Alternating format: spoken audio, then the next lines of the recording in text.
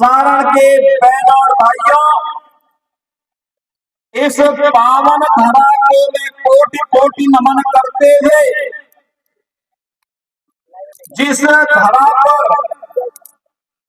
ये मान्यता है कि मर्यादा पुरुषोत्तम भगवान श्री राम ने देवी अहिल्या का उद्धार किया था,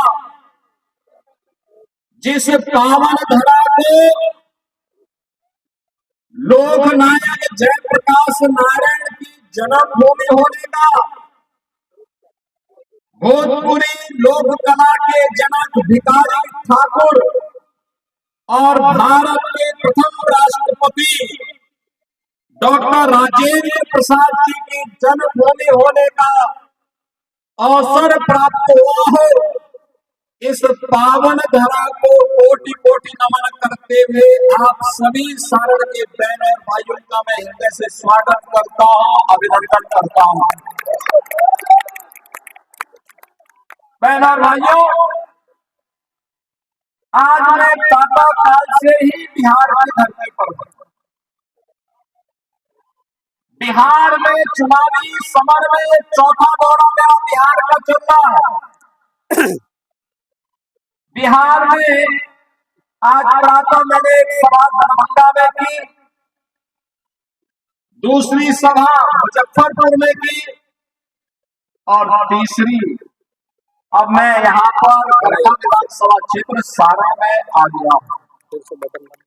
मैं सबसे पहले तो आप सभी को हृदय से धन्यवाद दूंगा और अभिनंदन करूंगा कि आपने लोकसभा चुनाव में जब मैं आया था ना, आपने भारत माता के एक यशस्वी और जुझारू सपूत श्री राजीव प्रताप रूडी जी को भारी बहुमत से विजयी बना करके भेजा।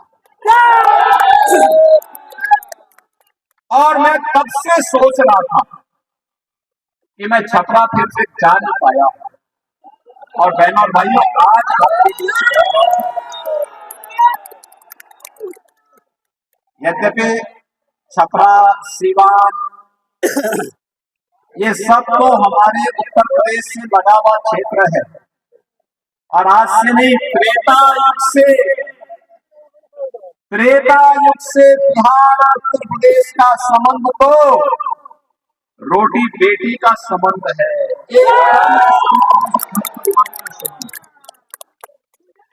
और इसीलिए चाहते हुए इस दौरान उत्तर प्रदेश में क्योंकि कुछ माफियाओं को चापने की कार्रवाई हम कर रहे थे, लेकिन आज चुनावी के बहाने फिर से मैं आपके पास आया हूं आपका आह्वान करने के लिए। ये अंदाज नहीं छूटेगा, बिहार में तो गौरवशाली इतिहास बिहार, जिस बिहार में मां जानकी ने जन्म लिया, जिस बिहार में भगवान बुद्ध को ज्ञान प्रदान किया, जिस बिहार में जैन तीर्थंकर 24वें तीर्थंकर भगवान महावीर का जन्म हुआ, जिस बिहार में विद्यापति जैसे मैथिली के यशस्वी साहित्यकार को जन्म दिया हो, जिस बिहार में मैथिली भोजपुरी संस्कृति को छठ के माध्यम से वैसी पहचान दिया हो, ऐसी शारदा सिन्हा को जिस बिहार में जन्म दिया हो, जिस बिहार में राजा कामेश्वर सिंह जैसे यशस्वी राजा हो, जिस बिहार में लोकनायक जयप्रकाश नारायण, डॉक्टर राजेंद्र प्रसाद, कर्पूरी ठाकुर, बाबू जगजीवन राम जैसे भारत माता के महान सपूतों को जन्म दिया हो, उस बिहार के सामने 1992 से लेकर के 2005 के बीच पहचान का संकट किसने खड़ा किया? बिहार में क्या नहीं था? आज से 2000 वर्ष पहले बिहार भारत को स्वर्ण युग में लेके गया था। यानी ये दिखाता है कि बिहार जब प्रगति करता है तो भारत प्रगति करता है।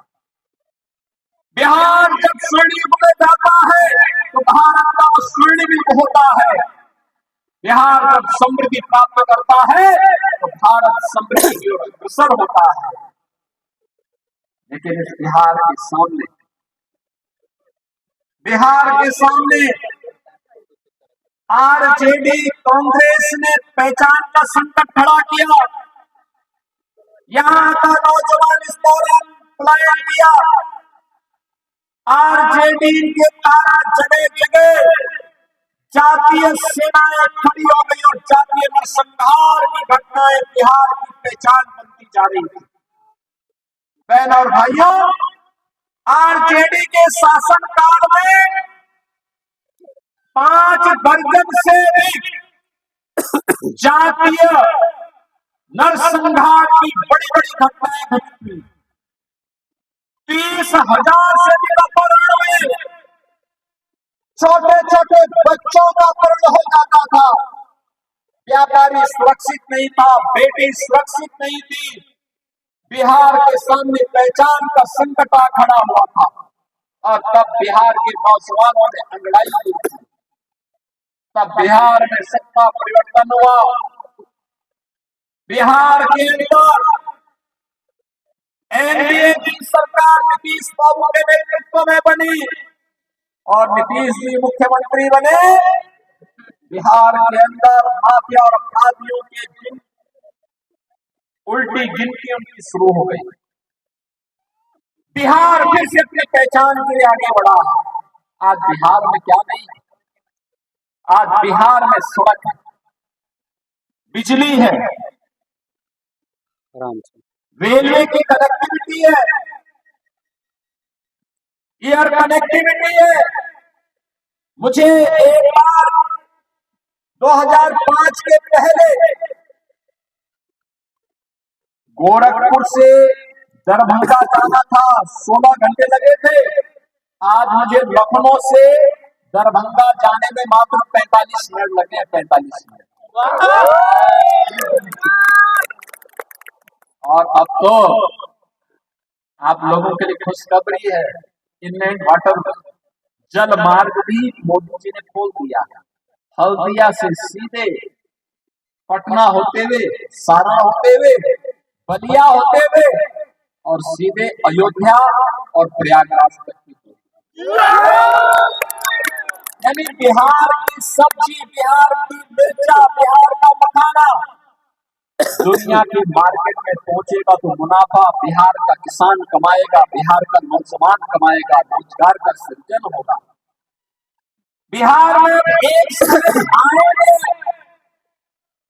मेडिकल कॉलेज की श्रृंखला है, इंजीनियरिंग कॉलेज बन रहे, डिग्री कॉलेज बन रहे हैं। बिहार के अंदर अब रोजगार भी है, निवेश भी है और गरीब कल्याणकारी योजनाओं की तो मोदी जी ने एक श्रृंखला खड़ी कर दी। आरजेडी के समय में लोग चारा बिकने में घोटाला कर देते थे और आज मोदी जी के समय में 80 करोड़ लोग भारत के अंदर फ्री में राशन प्राप्त कर रहे हैं। 80 करोड़ लोग। 50 करोड़ लोगों को आयुष्मान भारत की 5 लाख रुपए की सुविधा प्राप्त हो रही है। 46 करोड़ लोगों के बैंक में खाते खुल गए हैं और सरकार की कोई भी सहायता सीधे गरीब के खाते में जाता है, किसान के खाते में जाता है, नौजवान के खाते में जाता है। तो बीच का बिचौलिया समाप्त। यानी कांग्रेस और आरजेडी को मोदी जी ने बेरोजगार कर दिया। बहनों और भाइयों, हर गरीब के घर में शौचालय, हर गरीब को सिर ढकने के लिए छत, प्रधानमंत्री आवास योजना के माध्यम से हर गरीब को फ्री में बिजली का कनेक्शन, हर गरीब को उज्ज्वला योजना का कनेक्शन, यह भी मोदी जी ने प्रदान कर दिया है। और मोदी जी ने कहा है जो बाकी बचे होंगे उनको भी देंगे। 70 वर्ष से ऊपर के किसी भी बुजुर्ग को, वो किसी भी जाति का हो, वह अपना वयम वंदना कार्ड बना करके 5 लाख रुपए हर वर्ष स्वास्थ्य बीमा का लाभ प्राप्त कर सकता है, हर वर्ष। वहाँ से पूरा बंद ये मोदी जी ने किया। हाँ, बंद कर दिया। ये एनडीए की इसको मोड़ के गठबंधन की शीशा मोड़ सरकार ने दिया है। हाँ, ये सब बंद। और यही कहने के लिए मोबाइल से हो रहा। मैं आपके पास आया हूँ। अब बिहार पहचान के लिए मोहताज नहीं है। नया बिहार फिर से स्वर्णिम बिहार बनने की ओर अग्रसर है। ये कांग्रेस आरजेडी ने तो बाबा साहब भीमराव अंबेडकर का भी अपमान किया।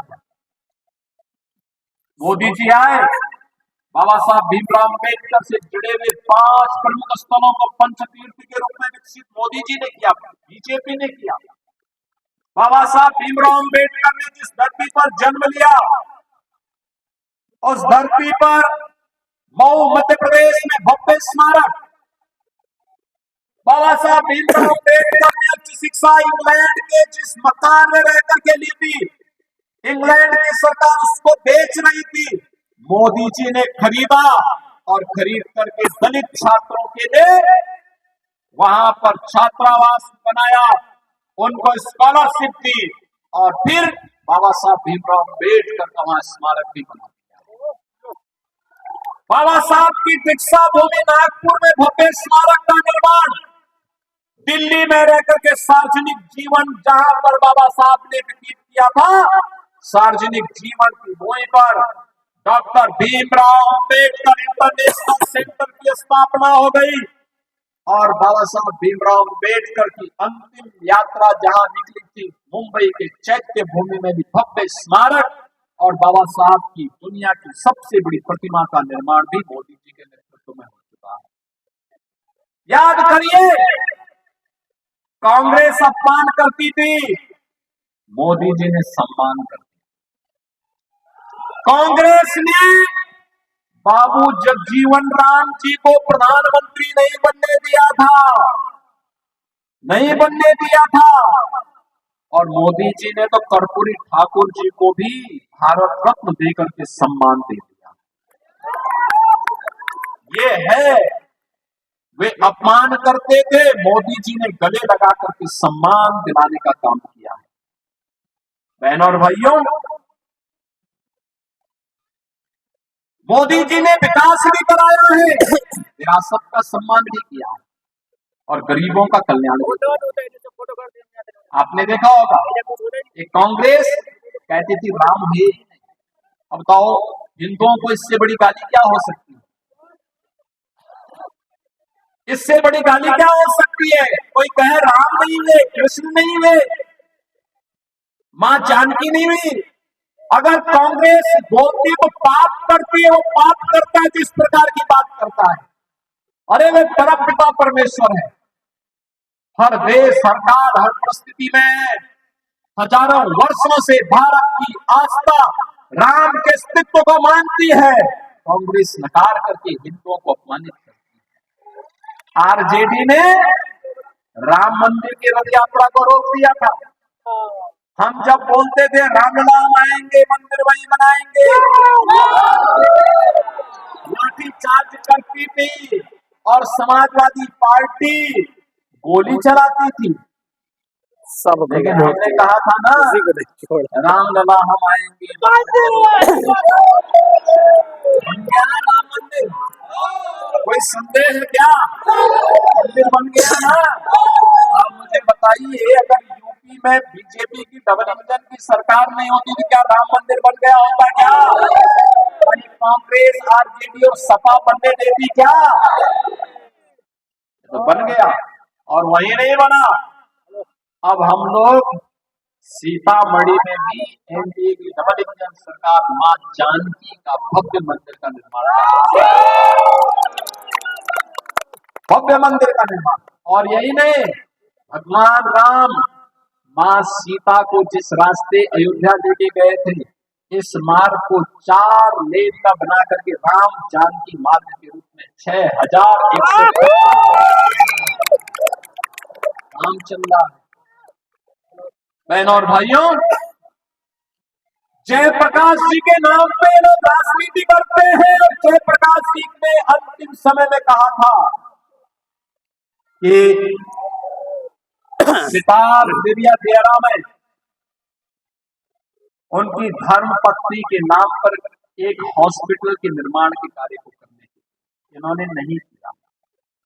और मेरी सरकार यूपी में बनी, हमारी सरकार है, बीजेपी की डबल इंजन सरकार है। हमने जैसे ही मेरे संज्ञान में बात आई, मैंने तत्काल परिवहन मंत्री, रहने वाले तो बिहार के हैं लेकिन बलिया से विधायक है, देखो तो मैंने इनको कहा, मैंने कहा सिताब दियारा जाइए और वहां पे जो हॉस्पिटल बने उस हॉस्पिटल का नामकरण लोकनायक जयप्रकाश नारायण जी की धर्म पत्नी के नाम पर करवाना। 100 बेड हॉस्पिटल, आज वहां बेहतर कनेक्टिविटी, स्मारक बन रहा है, बहुत भव्य कार्यक्रम चल रहे हैं। बहनों और भाइयों, महापुरुषों को सम्मान देकर विरासत का संरक्षण करने का काम कोई कर रहा है तो एनडीए की डबल इंजन की सरकार कर रही है। विरासत को अपमान करने का काम कांग्रेस, आरजेडी और समाजवादी पार्टी जैसे दल करते हैं। ये गरीबों का भी खा लेते हैं, गरीबों के हक को छीनते हैं, बेटी और व्यापारी की सुरक्षा में सेंध लगाते हैं, निवेश को प्रताड़ित करके भगाते हैं, नौजवानों के रोजगार को छीनने का काम करते हैं। और इसलिए बहनों और भाइयों, हम लोग आपसे कहने के लिए आए हैं, आपने गांधी जी के 3 बंदरों का नाम सुना होगा ना? गांधी जी के 3 बंदर। अरे इसको वीडियो बना, गांधी जी ने कहा था, मोबाइल से अपने बना, गांधी जी ने कहा था जब तक निकलिए तब तक काम करता है, सीधा बना। 3 बंदरों को 3 प्रतिकृति के रूप में उन्होंने प्रस्तुत किया था।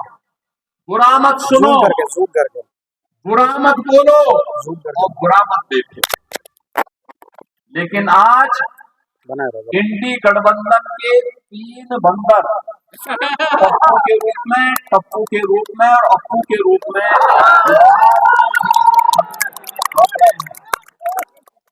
ये लोग अच्छा नहीं बोल सकते, एक अच्छा नहीं सुन सकता, एक अच्छा नहीं देख सकता, इसलिए इनको विकास नहीं दिखाई दे रहा है, गरीब कल्याण नहीं दिखाई देता है और विरासत का सम्मान भी इनको अच्छा नहीं लगता है।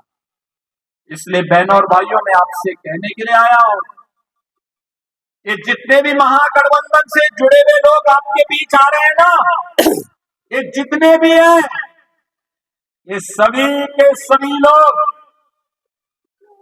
बिहार और देश को लूटने वाले लोग हैं, गरीबों के हकों पर डकैती डालने वाले लोग हैं। जब सत्ता रहती है तो डकैती डालते हैं, चोरी करते हैं, और जब सत्ता से वंचित हो जाते हैं तो झूठ फरेब करके लोगों को बहकाने का कार्य करते हैं। आज भी वे लोग यही कर रहे हैं, लगातार झूठ पे झूठ, झूठ पे झूठ। लेकिन मैं आपसे कहना चाहता हूं, जिन्होंने देश को लूटा है, देश की विरासत का अपमान किया है और लगातार आज भी वे यही कर रहे हैं, उनका आचरण देखो ना। इसी सीवान में खानदानी माफिया को गले लगा रहे हैं, देख रहे होंगे चंदू बाबू के साथ क्या घटना घटित हुई थी इस सीवान में। एसिड से उस माफिया ने उड़े डाला था। ये घटना घटित होती थी बिहार में आरजेडी के समय में, लेकिन अब नहीं, बस करो, अब तो यूपी का बुलडोजर चाप रहा है। अब नहीं ये लोग कुछ कर सकते। और इसीलिए बहनों और भाइयों, मैं आपसे अनुरोध करने के लिए आया हूँ, अपील करने के लिए आया हूँ। हमारा सहयोगी दल है लोजपा आर,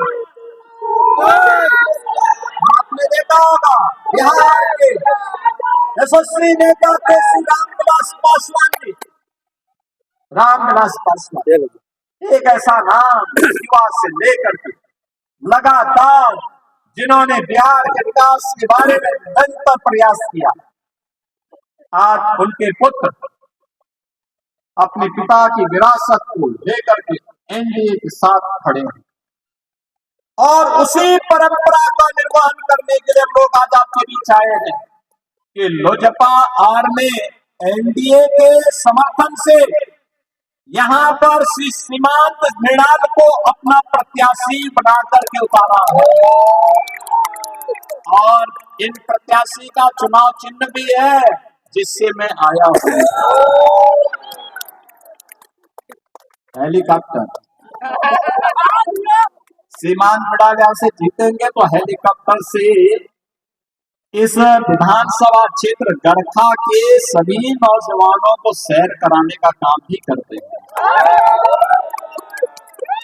और इसीलिए आपसे अपील करने के लिए आए हैं। इस हेलीकॉप्टर विधानसभा इस